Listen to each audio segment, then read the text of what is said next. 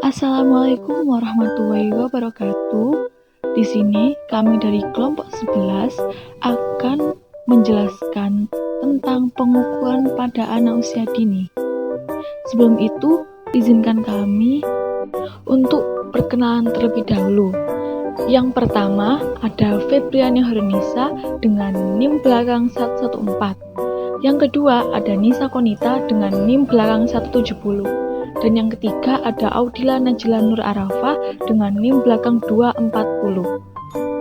Simak videonya sampai habis ya. Selamat menonton. Pendidikan anak usia dini atau biasa disebut dengan PAUD menekankan betapa pentingnya menerapkan pendekatan holistik dalam mendidik anak yang mencakup penggunaan pengukuran yang direncanakan dan sistematis. Dalam pendidikan anak usia dini, pengukuran tidak hanya terbatas pada ukuran tubuh seperti tinggi dan berat badan. Itu juga mencakup aspek perkembangan lainnya seperti keterampilan motorik, pemikiran, bahasa, dan perkembangan sosial dan emosional. Pengukuran ini tidak bertujuan untuk menilai prestasi akademik secara ketat. Sebaliknya, mereka menunjukkan bagaimana seorang anak berkembang sesuai dengan tahap usianya. Definisi pengukuran. Menurut Umar tahun 1991, pengukuran adalah suatu kegiatan untuk mendapatkan informasi data secara kuantitatif. Hasil dari pengukuran dapat berupa informasi-informasi atau data yang dinyatakan dalam bentuk angka ataupun uraian yang sangat berguna dalam pengambilan keputusan. Oleh karena itu, mutu informasi haruslah akurat. Selanjutnya ada teori pengukuran pada anak usia dini. Konsep pengukuran pada anak usia dini penting diajarkan karena dapat membantu mereka mengembangkan keterampilan matematika dan kemampuan berpikir kritis. Anak-anak dapat belajar konsep pengukuran melalui pengalaman langsung seperti mengukur, menimbang, dan membandingkan ukuran benda. Anak-anak sering menggunakan alat ukur tidak baku seperti tangan dan jari untuk membandingkan panjang atau tinggi benda. Guru dapat memperkenalkan alat ukur baku setelah anak memahami alat ukur tidak baku. Metode pengukuran pada anak usia dini ada 5, yaitu yang pertama, metode media visual dan praktik langsung, yang kedua, metode demonstrasi, yang ketiga, metode pengukuran fisik, yang keempat, metode pengukuran perkembangan kognitif, dan kelima, metode pengukuran perkembangan motorik.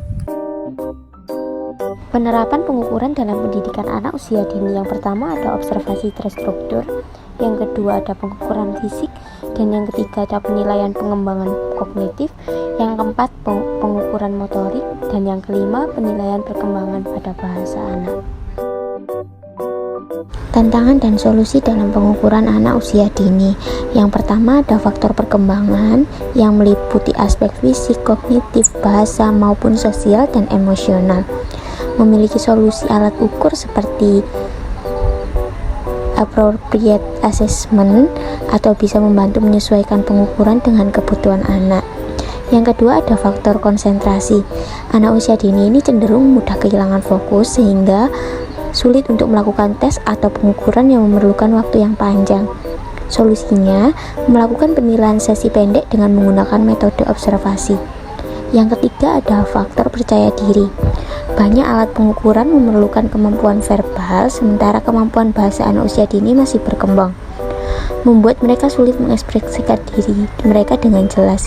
Solusinya itu dengan melakukan observasi perilaku, permainan yang melibatkan anak, dan alat ukur visual yang memungkinkan anak untuk mengekspresikan diri, pemahaman, maupun sosial pada mereka tanpa harus mereka berbicara. Nah, kesimpulan dari video penjelasan kali ini dari adanya pengukuran bagi anak usia dini adalah bahwa pengukuran berfungsi sebagai alat penting untuk memahami dan mendukung perkembangan anak. Dengan menilai berbagai aspek perkembangan, pengukuran membantu mengidentifikasi kebutuhan dan potensi anak, serta memberikan informasi yang berguna bagi pendidikan dan orang tua. Sekian dari penayangan dari video kelompok kami dengan judul pengukuran pada anak usia dini. Terima kasih sudah menonton. See you.